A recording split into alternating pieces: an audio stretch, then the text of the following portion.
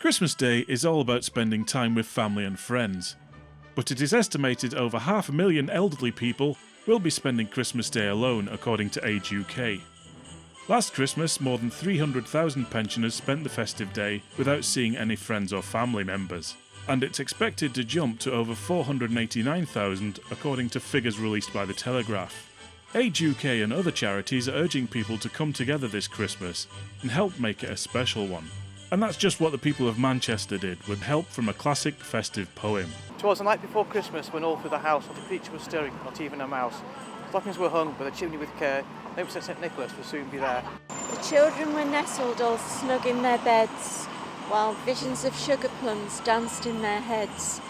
And Mama in her kerchief and I in my cap had just settled our brains for a long winter's nap. When out on the lawn there arose such a clatter, I sprang from my bed to see what was the matter.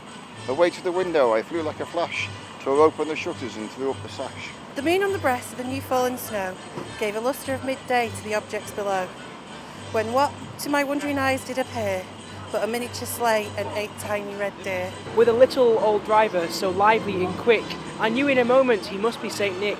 More rapid than eagles his courses they came, and he whistled and shouted and called them by name. Now Dasher, now Dancer, now Prancer and Vixen, on Comet, on Cupid, on Donner and Blitzen. To the top of the porch, to the top of the walk, now dash away, dash away, dash away all, as leaves that before the wild hurricane fly, when they meet with an obstacle mount to the sky. So up to the housetop the coursers they flew, with the sleigh full of toys and St Nicholas too.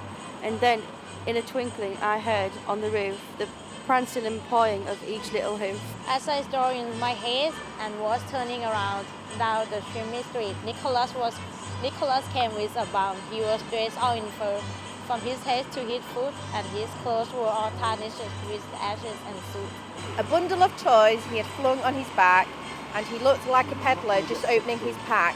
His eyes, how they twinkled, his dimples, how merry. His cheeks were like roses, his nose like a cherry. His droll little mouth was drawn up like a bow, and the beard on his chin was as white as the snow. The stump of a pipe he held tight in his teeth, and the smoke it encircled his head like a wreath. He had a broad face and a round little belly that shook when he laughed like a bowl full of jelly. He was a chubby and plump, a right jolly old elf, and I laughed when I saw him in spite of myself. A wink of his eye and a twist of his head soon gave me to know I had nothing to dread. He spoke not a word, but went straight to his work, and filled all the stockings, then turned with a jerk. And laying his finger aside of his nose, and giving a nod, up the chimney he rose.